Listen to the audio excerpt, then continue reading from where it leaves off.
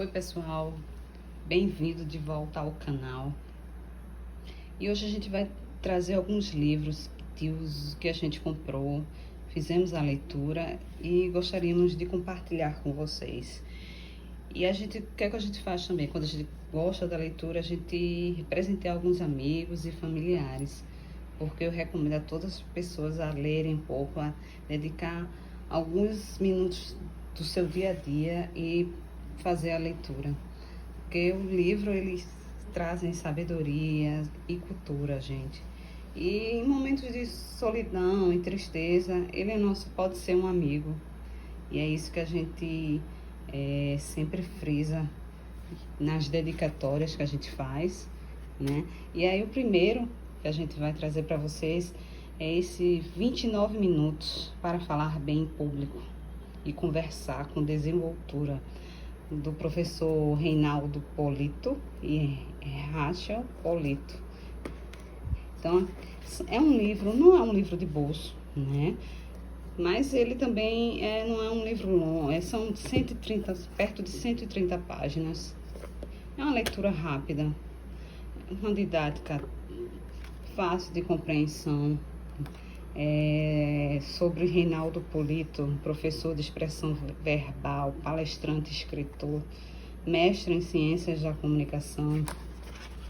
E Rachel Polito, eu acredito que seja essa a pronúncia.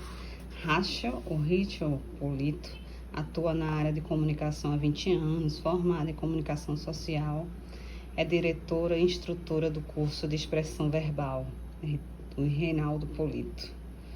Então, assim, são dois mestres, né, que dominam a arte de falar em público e aí trouxeram nesse livro as técnicas para a gente tentar levar isso para o nosso dia a dia, no ambiente de trabalho, no ambiente escolar, da faculdade.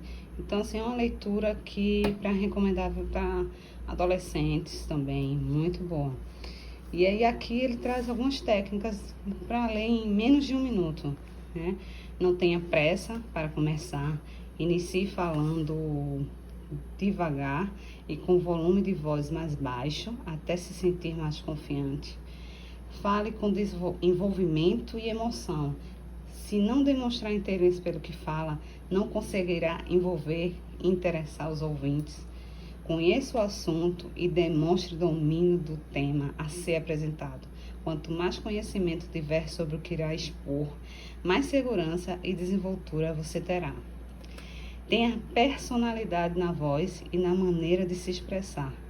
Procure falar sempre um pouco mais alto do que seria suficiente para que as pessoas o ouvissem, né? Saiba o máximo que puder sobre os ouvintes e adapte a mensagem de acordo com as características dela.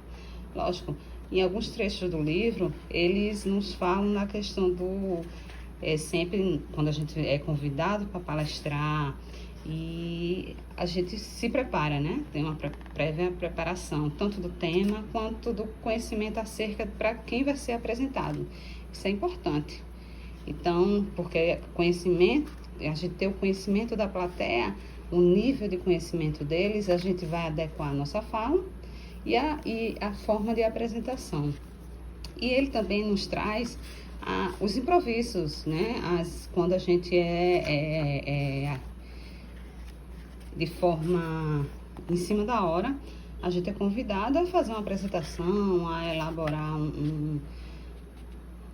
uma apresentação rápida, e a gente muitas vezes não conhece o tema e nem o público que vai ser, e ele dá as técnicas para a gente justamente no improviso tentar elaborar uma apresentação para o público de forma improvisada. Então, assim, as técnicas são muito interessantes, vale a pena cada parágrafo, a leitura é muito boa. Aí aqui, dá para aprender a falar bem em pouco tempo, né? Aproveite os 29 minutos. Se estiver muito em cima da hora de falar, vá diretamente ao último parágrafo deste capítulo. Então, em cada capítulo, se você justamente for pego de surpresa, para realizar uma apresentação, então ele diz, já te adianta logo, ó, vai lá na última página desse capítulo, que ele vai te dar o passo a passo para você preparar uma apresentação rápida, concisa, direta e ser bem apresentável nessa elaboração, que foi muito em cima da hora. Então é muito interessante. E aí aqui ele traz alguns relatos, né? Lembro-me de uma palestra a que assisti há mais de 30 anos, ainda no início das minhas atividades como professor de oratória. O palestrante relatava de maneira enfática que ninguém poderia ser capaz de ensinar a falar em público em pouco tempo. Explicou com detalhes irrefutáveis porque uma pessoa precisaria de meses para aprender a falar em público com segurança e desembaraço. Prestei bastante atenção nas palavras dele e saí satisfeita daquela palestra. Concluí que só aquela informação já valera a minha ida ao evento. Revendo cada item das explicações, senti que ele tinha razão. Afinal, como alguém pode ensinar técnicas de comunicação e fazer com que o aluno pratique todas elas e imediatamente saia pronto para enfrentar plateias? Mais de 3 décadas depois, posso afirmar com segurança que aquele palestrante estava enganado. É possível, sim, aprender a falar bem em público em pouco tempo. Boa parte dos mais de 50 mil alunos que já treinei em meu curso participou de aulas individuais. Eles aprenderam rapidamente a se expressar em público de forma correta e confiante, né? Então, assim, é muito interessante a técnica de fato dele aqui desse livro. E aí ele ainda traz mais relatos, né? Não seria viável ensinar alguém a falar em público num estalar de dedos se não fosse para impor técnicas prontas, né? Padronizadas. Mesmo que as pessoas aprendessem assim, logo perceberia que, para usá-las, apenas interpretariam uma personagem, representariam um papel e, por isso, as abandonaria e voltaria a agir como antes do aprendizado. Então, assim, é muito interessante. Aí, no final, aí para ler em menos de 1 minuto, você já sabe falar, aprenda a conhecer sua própria comunicação. Use diante do público o mesmo vocabulário, o mesmo ritmo de fala e a mesma gesticulação que utiliza no seu dia a dia. Fale em público como se estivesse conversando em casa com um grupo de amigos e familiares. Falar em público é uma conversa, só que um pouco mais animada. Portanto, fale em público como se estivesse participando com entusiasmo em um bate-papo. Adapte o volume de voz ao ambiente e use o vocabulário de acordo com a formalidade da circunstância e as características dos ouvintes. Isso é muito importante, esse detalhe. Invista na comunicação. Trate-se de uma das competências mais valorizadas no relacionamento social e na vida corporativa. É possível aperfeiçoar em pouco tempo sua própria maneira de se expressar. Então aqui, pessoal, eu trouxe, como eu não gosto de estar rabiscando os livros, mas eu acabei colocando esses post-it para mostrar para vocês alguns capítulos interessantes. Não seja prolixo, fale com objetividade, né? Então, você é prolixo? Então, ele faz já essa pergunta a você. Consome um tempo enorme para dizer o que poderia ser comunicado rapidamente? Isso é uma pergunta que ele te faz. Entenda as razões que o levaram a falar tanto e encontre o caminho para se livrar desse problema tão grave numa época em que as pessoas não têm tempo e, às vezes, nem paciência para conversas prolongadas, né? Então, você ser prolixo, ser direto, objetivo, conciso. E isso numa apresentação também cabe. Outra, 5 regras para ser bom de papo.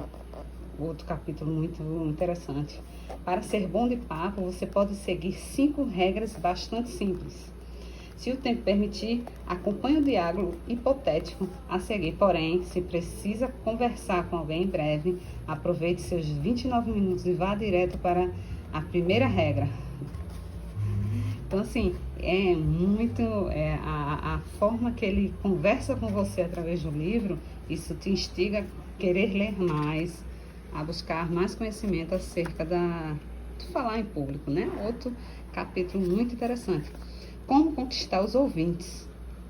Você sabia que, se as pessoas não estiverem prestando atenção em suas palavras, provavelmente a culpa é sua? Ou não, isso é uma pergunta. Provavelmente a culpa é sua, salvo uma ou outras exceções. Não existe ouvinte desinteressado, mas orador desinteressante.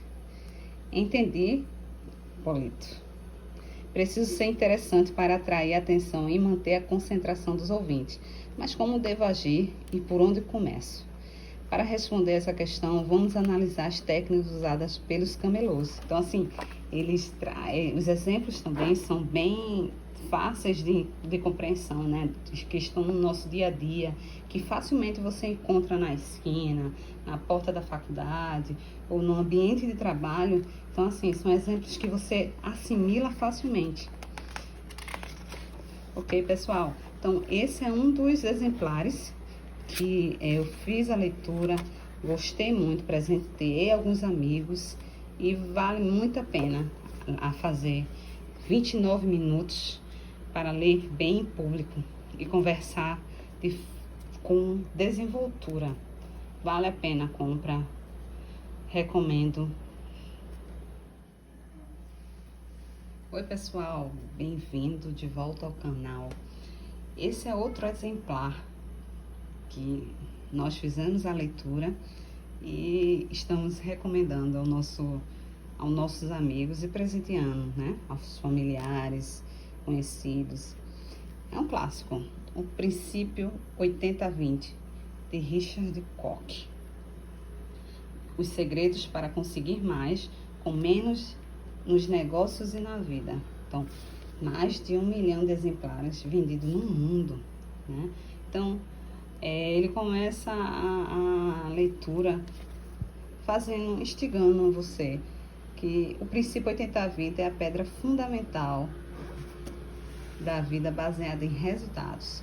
Então, o princípio 80-20 é um conceito econômico criado no século XIX por Vilfredo Pareto, que dizia que 80% da riqueza mundial era produzida por 20% das pessoas. E aí Richard Koch trouxe nesse exemplar esse conceito para outros aspectos na vida moderna, né? E ensina neste livro como focar no que é importante e assim produzir mais com menos. Hoje, nessa vida da gente corrida, isso é suma importância para a gente colocar em prática.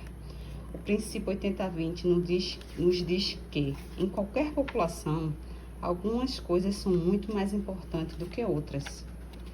Nos diz que 80% dos resultados derivam de 20% das causas. Aí, no século XIX, o economista italiano Vilfredo Pareto descobriu que havia um padrão na distribuição das riquezas mundiais e 20% das pessoas tinham 80% do dinheiro e vice-versa, o que ficou conhecido como a Lei de Pareto. No fim do século XIX, o autor Richard Koch viu em suas pesquisas que o princípio 80-20 podia ser encontrado em quase todos os aspectos da vida moderna. Em geral, 20% do que se faz produz 80% do resultado total. E 80% do que é feito pode não gerar tanto resultado. Neste clássico, neste livro, lançado agora pela editora Gutenberg em uma edição ampliada e atualizada, muito interessante, Koch ajuda a identificar quais são os 20% essenciais que vão criar os resultados significantes para você obter mais de seu negócio e na sua própria vida, utilizando menos tempo, dinheiro, recursos e energia e conseguindo muito mais. Hoje, na nossa correria, isso é de suma importância. Acho que é uma das prioridades, né? Da correria, que a gente utilize menos tempo, menos dinheiro, recursos e energia e consiga muito mais. Então, assim, no primeiro capítulo, bem-vindo, aí faz, né? Bem-vindo ao princípio 80-20. e que ele nos instiga, né? Nos faz uma pergunta. O que é o princípio 80-20, né?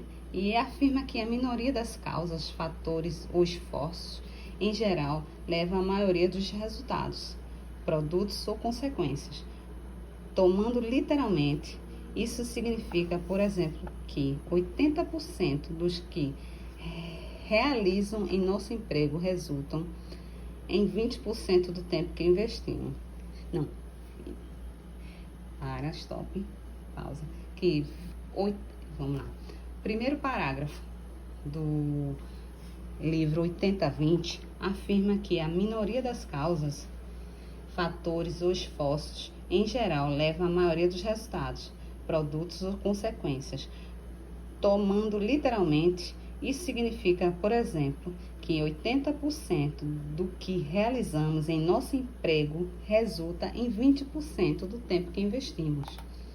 Portanto, para propósitos práticos, 4/5 do nosso esforço, uma parte significativa, é irrelevante.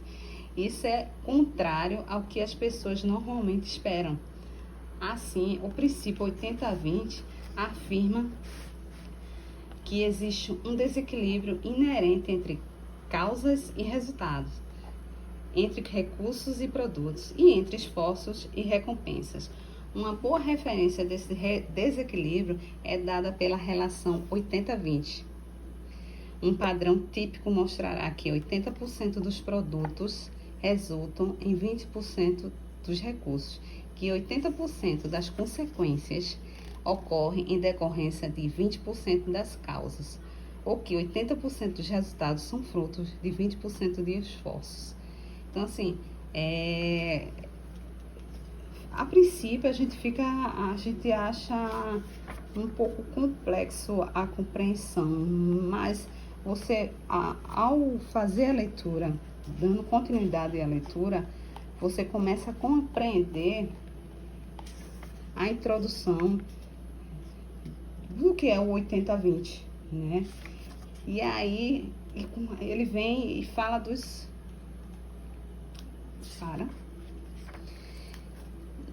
E aí em outros capítulos importantes que eu acabei aqui frisando e marcando com post-it, para que o leitor, ao comprar esse livro ou ganhar, vá direto para os capítulos que são importantes. Lógico, fazer a leitura de todo o livro é sempre o mais recomendado, né? E que a gente orienta. Mas na correria do dia a dia, a gente sempre... Por isso que a gente marca, eu fiz essas marcações. E aí, porque o princípio 80-20 traz boas novas, né? E aí, ele faz um relato sobre isso. Esse é um dos... E aí, no caso, está na introdução, tá, gente? Aí a definição do princípio 80-20, e aí o que eu já relatei, que é o desequilíbrio inerente entre as causas e os resultados. A grande maioria que tem baixo impacto, a pequena minoria que tem alto impacto, né? Em geral, os resultados, produtos e recompensas são derivados de pequenas proporções das causas, fatores e esforços necessários para gerar esses resultados, produtos e recompensas. E aí vamos para outro capítulo. Trabalhe menos e ganhe mais e divirta-se mais. Hoje é a grande problemática da nossa vida cotidiana, né? Da nossa realidade. É o que todos nós buscamos. Trabalhar menos, ganhar mais e se divertir, ter tempo para a família, ter tempo para nossos relacionamentos pessoais. É isso que buscamos e que todo ser humano almeja. E aí a parte 3 do 80-20. E aí no capítulo 9, liberte-se. E ele traz, né? No princípio 80-20, assim como a verdade pode libertar você, é possível trabalhar menos. E ao mesmo tempo você poderá ganhar mais e se divertir mais. O único preço é que você tem de aplicar seriamente o pensamento 80-20.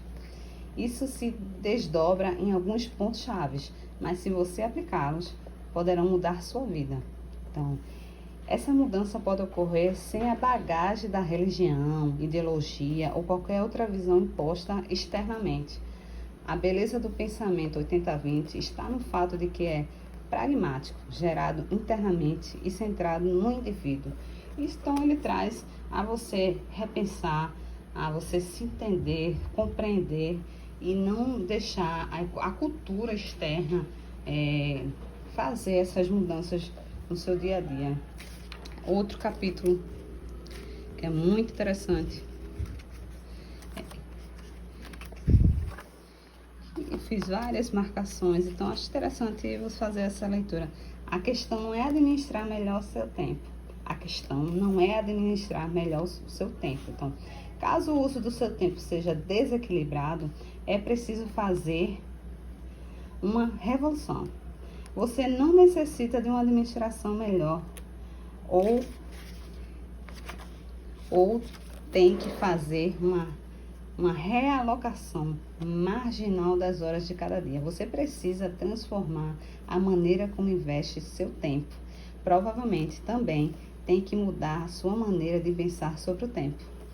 O que você necessita, porém, não deve ser confundido com técnicas de administração do tempo, surgidas na Dinamarca para treinar ocupados executivos a trabalhar com mais eficácia e que se tornaram uma indústria de $1 bilhão operando em todo o mundo. E a característica-chave do setor da administração do tempo não é tanto o treinamento, mas sim a venda de gestores do tempo, organizadores pessoais para executivos, tanto do tipo tradicional, em papel, quanto na versão eletrônica. Além disso, com frequência, a administração do tempo traz um viés religioso. A corporação que mais cresce no setor é a Franklin Covey, com profundas raízes mormons. Então, assim, é interessante a ideia dele, a lógica dessa questão do tempo. E a tríade, aí aqui é outra situação, a tríade do tempo, com relação ao que a gente acabou de ler, né? Passado, o presente e o futuro. Então, assim, o efeito de pensar dessa maneira é que se destaca a necessidade de levar conosco, ao longo de nossas vidas, aqueles 20% mais preciosos e valiosos do que temos. Nossa personalidade, habilidades, amizades e até nossos ativos físicos, assegurando que sejam cultivados, desenvolvidos, ampliados e aprofundados para aumentar nossa eficácia, valor e felicidade. Isso só pode ser feito com relacionamentos consistentes e contínuos, baseado no otimismo de que o futuro será melhor do que o presente, porque podemos estender os melhores 20% do passado e do presente para criar aquele futuro melhor. Visto dessa maneira, o futuro não é um filme aleatório do qual já vimos a metade, cientes e apavorados do que o tempo voa para se tornar passado. Em vez disso, o futuro é uma dimensão do presente e do passado, que nos dá a oportunidade de criar algo melhor.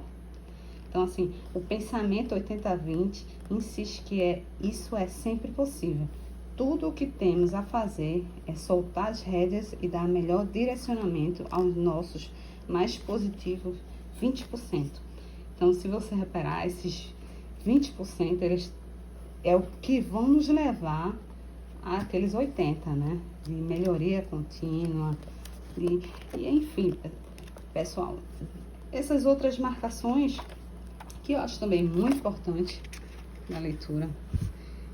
Então, assim, aqui, os 10 piores usos do seu tempo.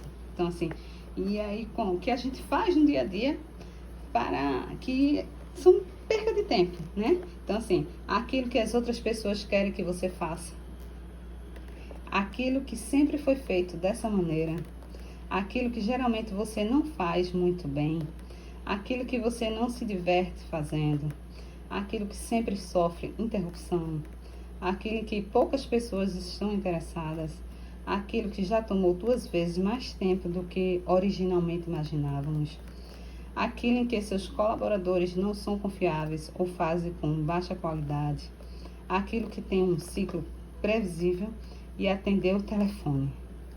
Então, assim, você só consegue investir seu tempo em atividades de alto valor, seja para conquistas ou para felicidade, se tiver abandonado as atividades de baixo valor.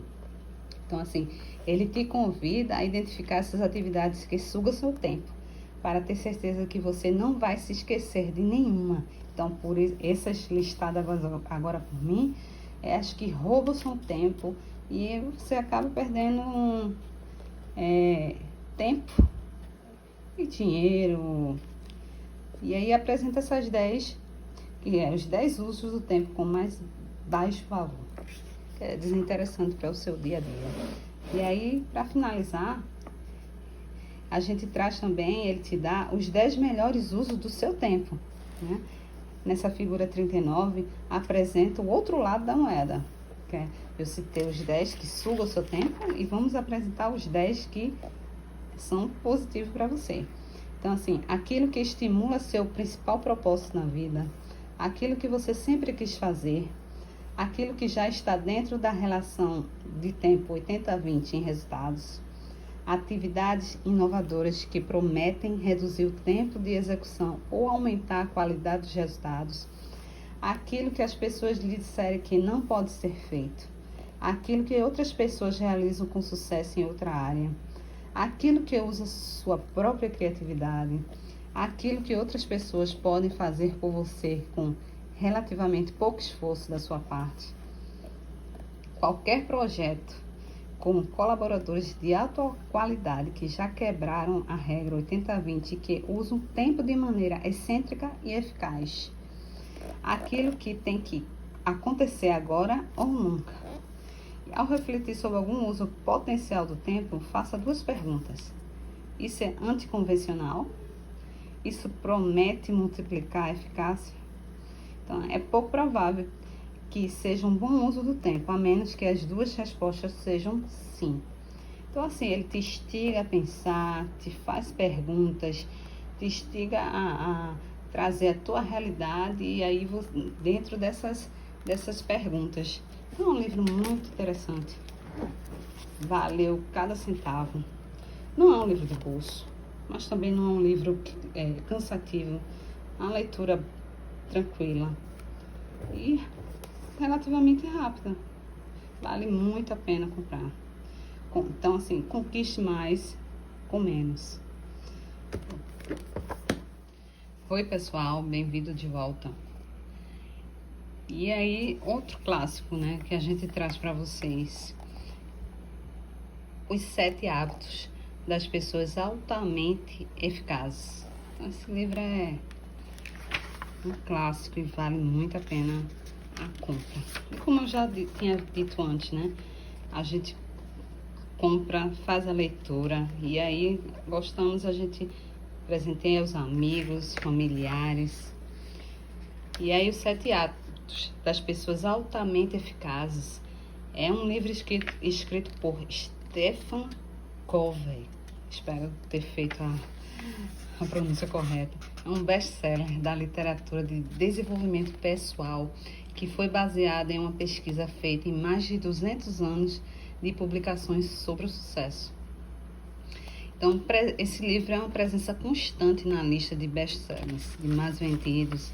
Os 7 hábitos das pessoas altamente eficazes, agora em edição revista e ampliada para comemorar seus 25 anos.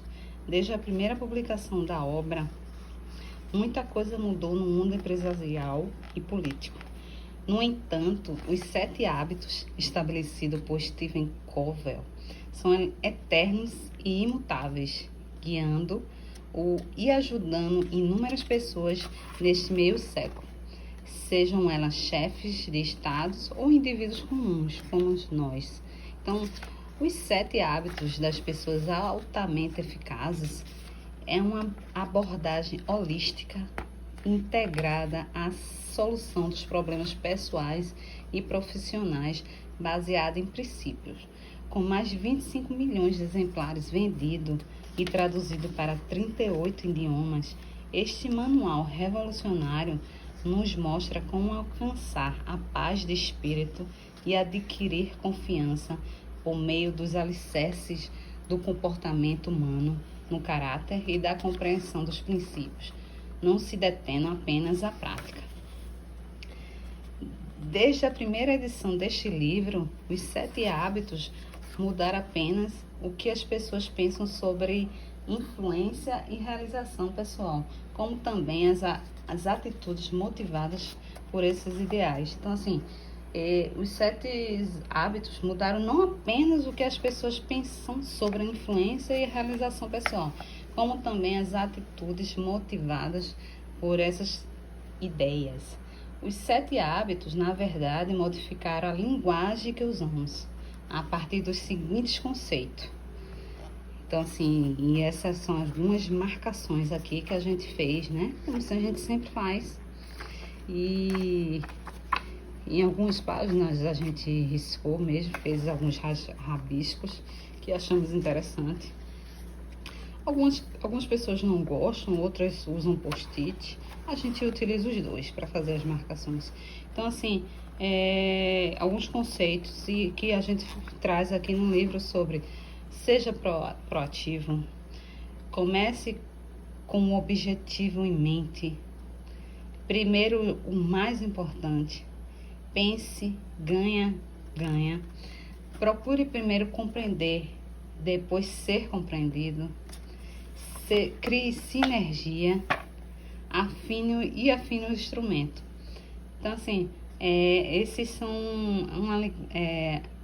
esses conceitos que são lembrados no livro e explicado o passo a passo de o porquê da proatividade e do ser objetivo, do afinar um instrumento.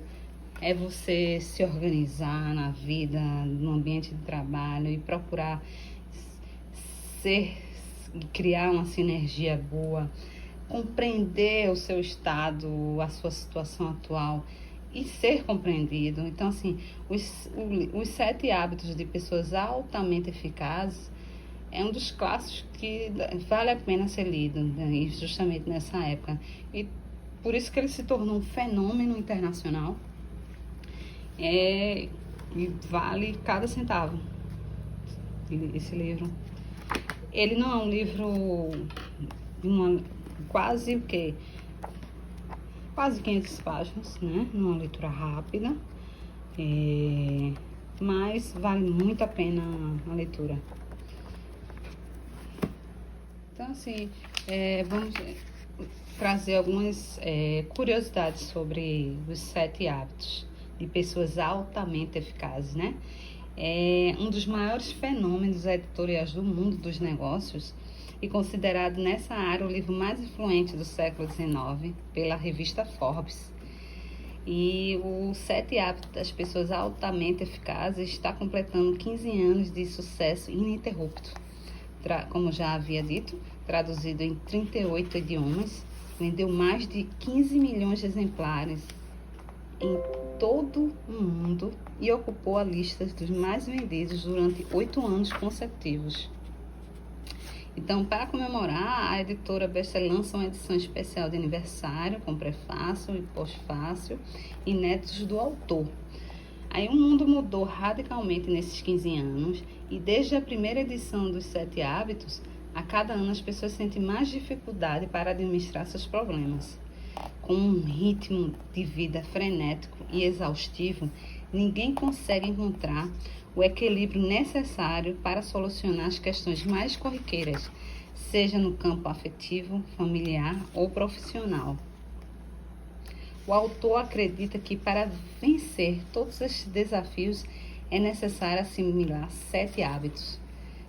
E são eles os responsáveis pela eficácia pessoal e permitem distinguir as pessoas felizes, saudáveis e bem-sucedidas das fracassadas ou daquelas que sacrificam o equilíbrio interior e a felicidade para alcançar o êxito.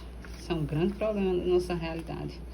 E nos trechos inéditos do livro, mostra por que os 7 hábitos ainda não são essenciais para as pessoas alcançarem o que desejam na vida pessoal e profissional.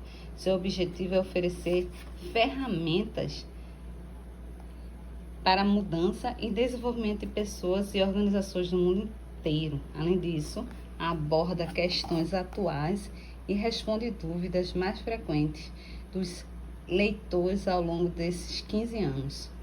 Os 7 hábitos do título constituem os princípios fundamentais da eficiência humana. São hábitos primordiais que representam a interiorização dos princípios corretos, nos quais estão baseados o sucesso e a felicidade duradoura. Mas será que esses 7 hábitos ainda não são relevantes hoje?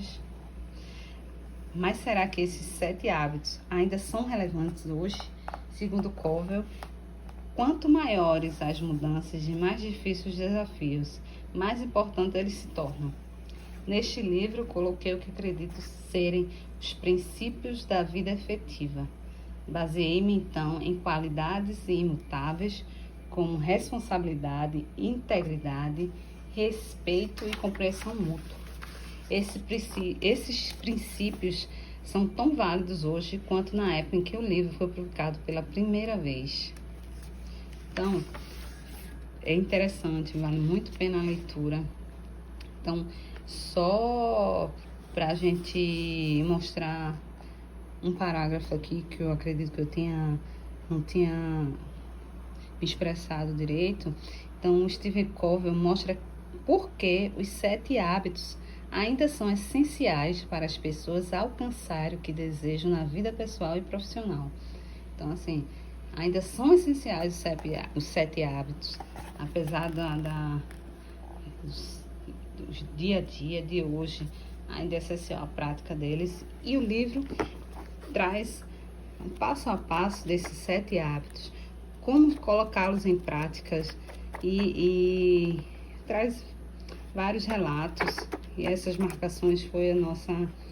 E aí aqui, uma marcação, ele conta que chegou a relutar em deixar a cela da prisão, pois fora lá que aprendera que o sucesso verdadeiro é o sucesso interior. Então, assim, ele traz algumas sacadinhas que são muito óbvias, sabe? Mas às vezes é preciso a gente, às vezes, fazer a leitura para ter uma compreensão maior. Ou então, às vezes, ouvir do outro isso. Que é óbvio, mas às vezes é necessário a gente ler e ouvir. Ok? Oi, pessoal. Bem-vindo de volta ao canal. Outro clássico que a gente trouxe. E aí, esse é o verdadeiro livro de bolso. Não tem desculpa. Dá para levar tranquilamente para onde você for. E aí aqueles minutos diários que a gente sempre recomenda e orienta para você fazer a leitura de qualquer livro, qualquer tema. Mas hoje a gente está trazendo alguns livros pessoais, que gostamos e, como eu sempre repito, presenteamos a amigos e familiares. E esse aqui é um clássico, A Ciência do Sucesso, de Napoleon Hill. Uma versão concisa, né? Aquele verdadeiro livro de bolso. E aí a gente vamos apresentar um pouco do autor. Napoleon Hill nasceu em 1883. Interessante, começou a carreira de escritor aos 13 anos de idade, né? Como repórter da montanha para jornais das cidades pequenas e seguiu em frente até se tornar o mais querido autor motivacional dos Estados Unidos. A sua obra mais famosa, Think and Grow Rich, é um livro dos mais vendidos de todos os tempos e a versão revista e atualizada foi lançada no Brasil pela Citadel com o título Quem Pensa Enriquece, o Legado. Então, muito interessante as outras obras dele, né? Então, A Ciência do Sucesso. E aí eu marquei aqui, vou virar para vocês, Supere os medos para atingir as metas. Então, esse eu acho que é um dos capítulos, meu ver, né? Meu pensamento, os mais importantes desse livro que eu trago para vocês. fazer uma breve leitura só para compreensão e até caso gostem, né, e facilitar, a gente dá uma resumida geral aqui do livro. O medo é o maior obstáculo para o sucesso. Com excessiva frequência, as pessoas deixam o medo dominar suas decisões e ações. Tudo o que anseiam é algum tipo de proteção, sintetizado no vasto clichê da segurança. As pessoas verdadeiramente bem-sucedidas não pensam dessa forma. Seu raciocínio é baseado na criatividade e na produtividade, como diz o presidente Elizon Showen. Dá para se obter muita segurança dentro de uma cela na prisão, se isso é tudo o que se quer na vida. A pessoa de sucesso está disposta a correr riscos quando a lógica mostra que são necessários para atingir o objetivo desejado. Então, sofrer de medo. Todos nós sofremos de medo. O que é isso? O medo é uma emoção que visa proteger nossa vida, alertando para o perigo. Assim, o medo pode ser uma bênção quando acende o alerta que nos faz parar e estudar uma situação antes de tomar uma decisão ou agir. Devemos controlar nosso medo em vez de permitir que ele nos controle. Então, essa frase é o que a gente, do dia a dia, que a gente leva e tem que meditar nela todos os dias. Devemos controlar nosso medo em vez de permitir que ele nos controle. Uma vez que o medo tenha cumprido o papel emocional de sinal de alerta, não podemos permitir que entre no raciocínio lógico com o qual decidimos o curso da ação. Então, é muito interessante, né? E aí ele traz a importância do primeiro passo. E aí, o que ele diz aqui? Um renomado psicólogo uma vez disse que uma mulher sozinha à noite, ao imaginar que estava ouvindo algum barulho, pode acalmar seu medo rapidamente. Tudo o que precisa fazer é colocar um pé no chão. Fazendo isso, ela dá o primeiro passo em um curso de ação positiva para superar o medo. A pessoa que busca o sucesso deve se forçar da mesma forma para controlar o medo, dando o primeiro passo rumo ao objetivo. E lembre-se de que ninguém anda sozinho na estrada da vida. Uma das mais reconfortantes e verdadeiras certezas que temos está na Bíblia. Não temas, pois estou com você. Manter a fé nessas palavras dará força suficiente para encarar qualquer situação. Pausa. E aí? A importância do primeiro passo. Um renomado psicólogo uma vez disse que uma mulher sozinha à noite, ao imaginar que estava ouvindo algum barulho, pode acalmar seu medo rapidamente. Tudo o que precisa fazer é colocar um pé no chão. Fazendo isso, ela dá o primeiro passo em um curso de ação positiva para superar o medo. A pessoa que busca o sucesso deve se forçar da mesma forma para controlar o medo, dando o primeiro passo rumo ao objetivo. E lembre-se de que ninguém anda sozinho na estrada da vida. Uma das mais reconfortantes e verdadeiras certezas que temos está na Bíblia. Não temas, pois estou com você. Manter a fé nas palavras dará força suficiente para encarar qualquer situação.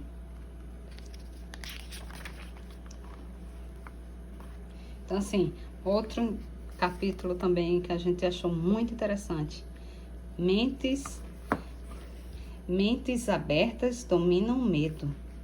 Uma das melhores formas de superar o medo, o maior obstáculo para o sucesso, é perguntar sem rodeios para si mesmo: de que estou com medo? Muitas vezes descobrimos que estamos com medo de meras sombras. Então, assim, e aí essas sombras são a doença, o envelhecimento, o fracasso, a morte, críticas, São situações e pensamentos inerentes à vida humana, né? Que todos nós iremos passar e às vezes nos antecipamos, criando esses medos, esses pontos baixos. Então, assim, aí ele traz isso e um dos é o envelhecimento. A melhor idade é algo que devemos ansiar e não temer. Então, trocamos a juventude pela sabedoria. Lembre-se, nada é tirado de nós sem que nos seja disponibilizado em troca um benefício igual ou superior. Então, com relação à morte, reconheça que essa é uma parte necessária do plano do universo, provido pelo Criador como uma passagem para o plano superior da eternidade.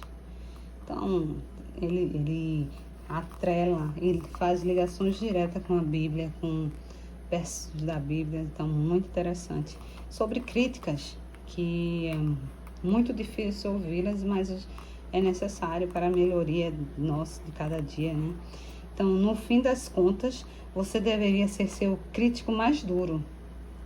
O que então você pode temer nas críticas dos outros, né? Então, se eu temo a mim mesmo, a crítica dos outros, lógico, vai contribuir para a minha melhoria, mas o interessante é você ser seu maior crítico, né? Você ter essa visão de si mesmo e perceber as suas questões, onde está errado, onde está bem, se está caminhando. E críticas devem incluir sugestões construtivas que ajudem a melhorar, sempre. Esse é o princípio básico para todos levarem seu dia a dia, ok? E aí como apagar o holofote do fracasso, e aí servir aos outros ajuda você, servir aos outros ajuda você. Esse é outro muito interessante. Um dos meios mais garantidos de atingir o sucesso na vida é ajudar as pessoas a chegar ao sucesso. Então, você nunca vai crescer emocionalmente, espiritualmente, prejudicando os outros. Então, isso é um princípio básico para todos. Quase todos podem dar dinheiro aos menos afortunados, mas a pessoa realmente rica é aquela que pode se doar seu tempo, é o que é hoje mais valioso na vida. Oferecer seu tempo e energia em benefício dos outros. Ao fazer isso, ela enriquece além do que possa imaginar, né? Então, assim, é muito interessante, vale a pena. Ele traz esses pequenos relatos e atrelados à Bíblia e ao seu dia a dia de forma simples, clara e objetiva. Oi pessoal, bem-vindo de volta ao canal. Esse é outro livro que confesso que estou lendo ainda, e Aprenda com o maior palestrante do Brasil a fazer as apresentações poderosas. Então, espero estar dizendo o nome correto dele, Roberto Chiniachik. Então, os segredos das apresentações poderosas. Pessoas de sucesso sabem vender ideias, projetos e produtos para qualquer plateia. Então, ele traz aqui. Então, vai fazer um breve relato sobre o professor Roberto. E o professor Roberto, ele é um exemplo de amor ao próximo, traz aqui no livro, tá? Cada vez que vê pessoas sofrendo, sua iniciativa é procurar ajudar a criar uma solução para esse desafio. Assim como no início dos anos 90, ele apresentou aos brasileiros a necessidade de desenvolver uma atitude competitiva. Agora inicia uma cruzada para mostrar que as empresas precisam de profissionais capazes de resolver problemas. O motor dos seus resultados tem sido a sua vontade de ajudar as pessoas a solucionar seus problemas e uma sede infinita de estudar e de se aperfeiçoar. É por isso que faz questão de nunca parar de se atualizar, estudando, pesquisando e utilizando os novos conhecimentos e tecnologias que o ser humano produz em diversos campos. Então, assim, é um professor com MBA em Administração de Empresa pela USP, doutorado em Administração de Empresas, especialização em Administração de Empresas no Japão. Então, é um autor de conhecimento espetacular que elaborou esse livro.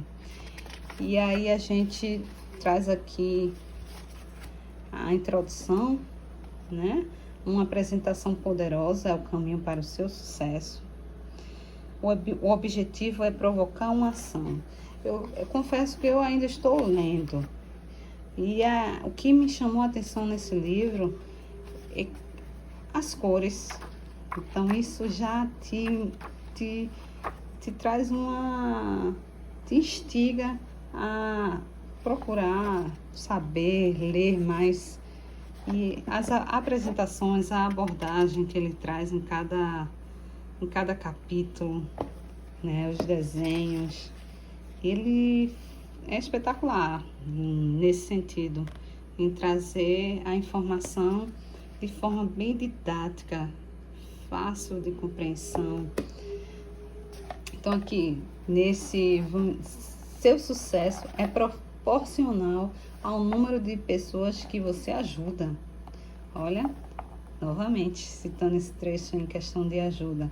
A vida de muitas pessoas vai mudar para melhor simplesmente porque você está lendo esse livro. Você ganha o seu selo definitivo de palestrante de sucesso quando, além de levar a uma ação, fizer com que a apresentação ajude as pessoas a promover uma verdadeira mudança em sua vida. Então, assim, o famoso palestrante tem uma frase de que eu gosto muito, que é o Zig Ziglar. Você vai realizar todos os seus sonhos se ajudar muitas pessoas a realizar os sonhos delas. Você tem sucesso profissional ao número de pessoas que você ajuda.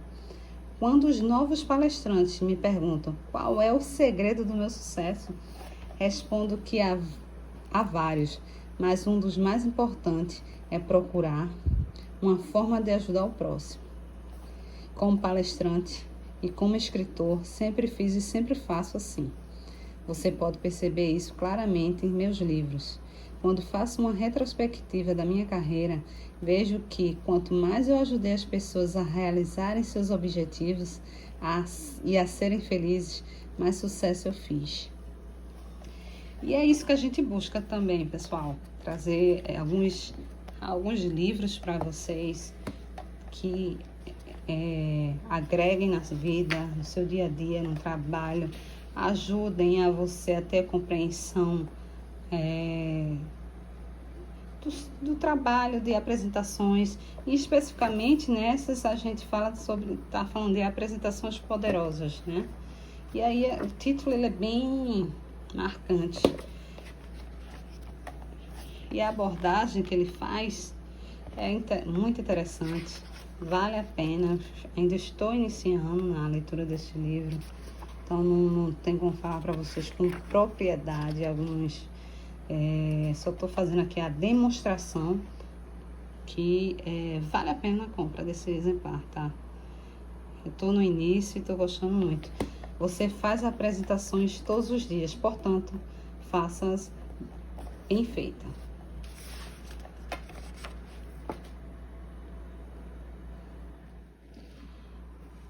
Bom, pessoal, bem-vindo de volta ao canal.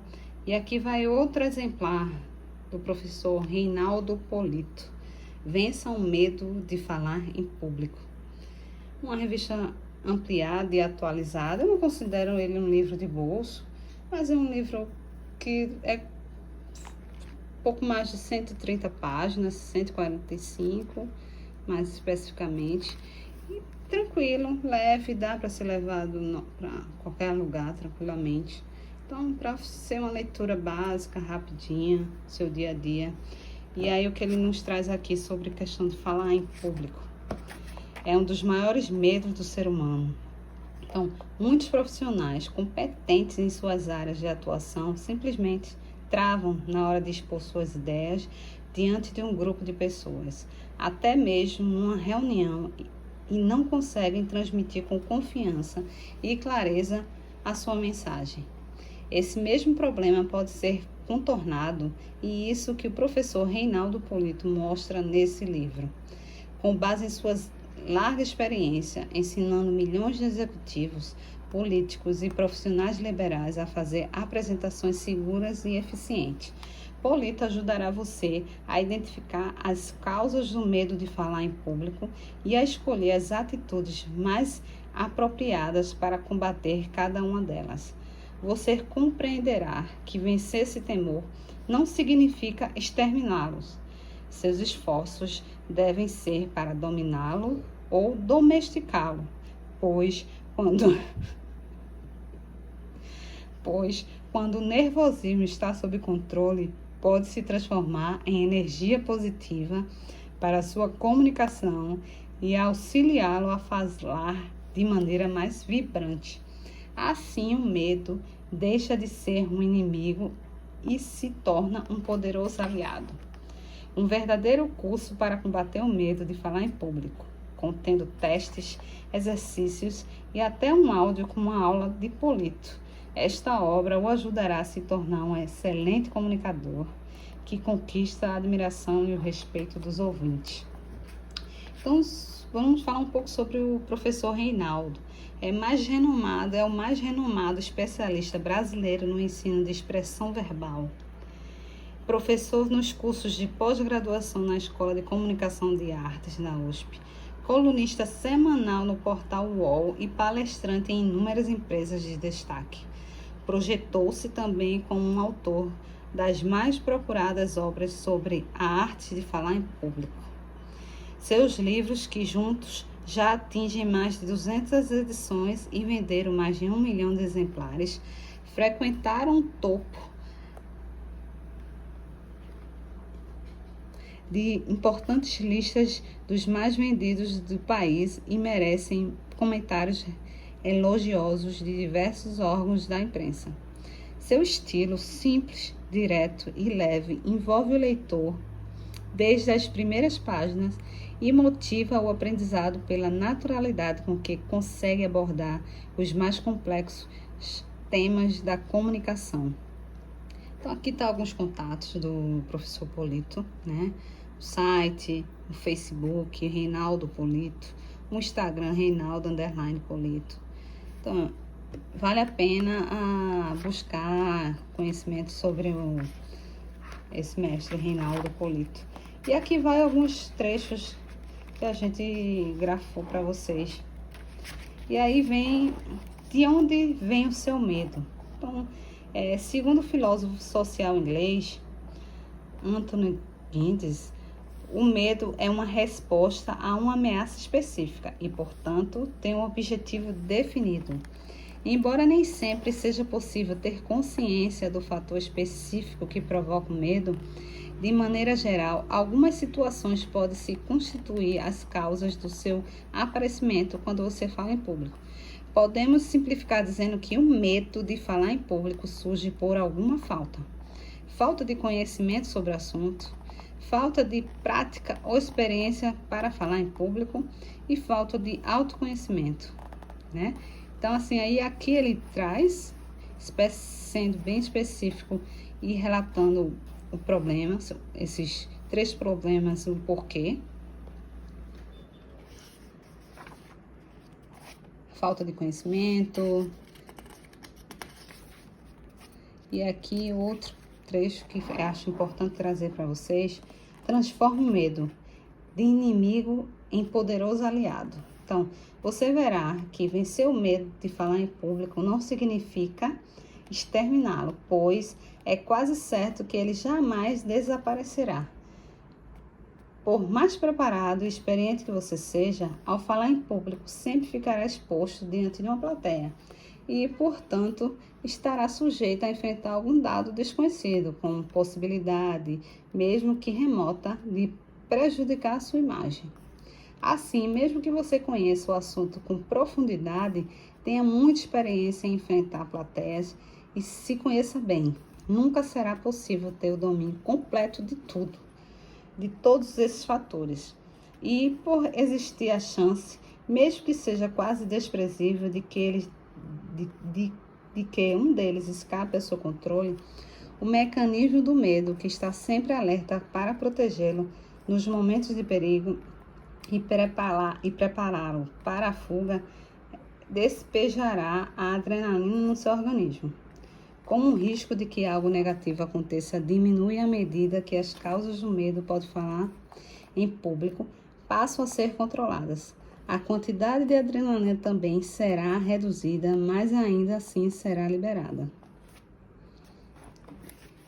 Outro trecho que eu acho importante trazer para vocês. Ter medo não é ser covarde.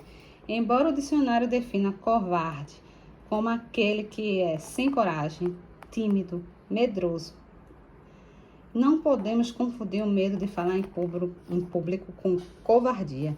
O conceito de covardia precisa ser avaliado em pouco além dessa ótica limitada.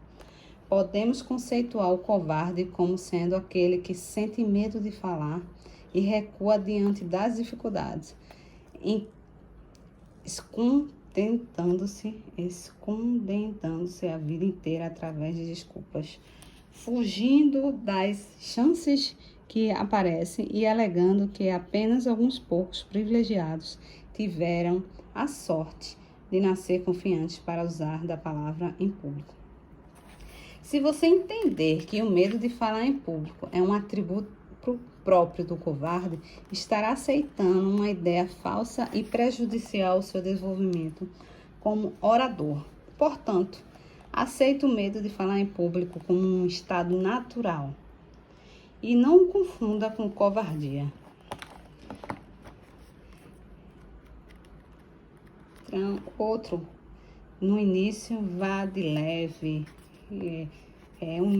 No início, o medo está mais atuante e o nervosismo é mais acentuado porque a descarga de adrenalina acabou de ocorrer e, por isso, nesse instante, a pressão é mais intensa.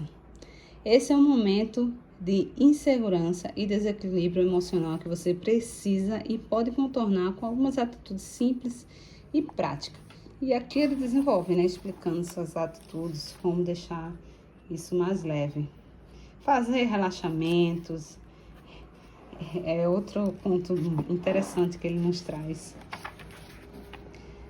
As posições que devem ser feitas, com o passo a passo de como fazer o relaxamento.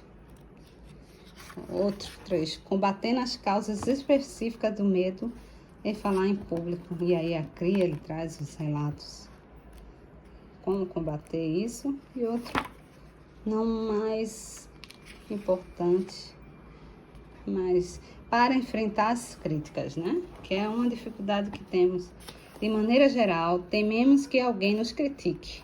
A crítica pode ser uma demonstração de que as pessoas consideram incorretas a nossa forma de pensar ou agir e o que deveríamos modificar a nosso procedimento. Então, vale a pena esse exemplar. Vença o medo de falar em público. Professor Reinaldo Polito. Recomendo.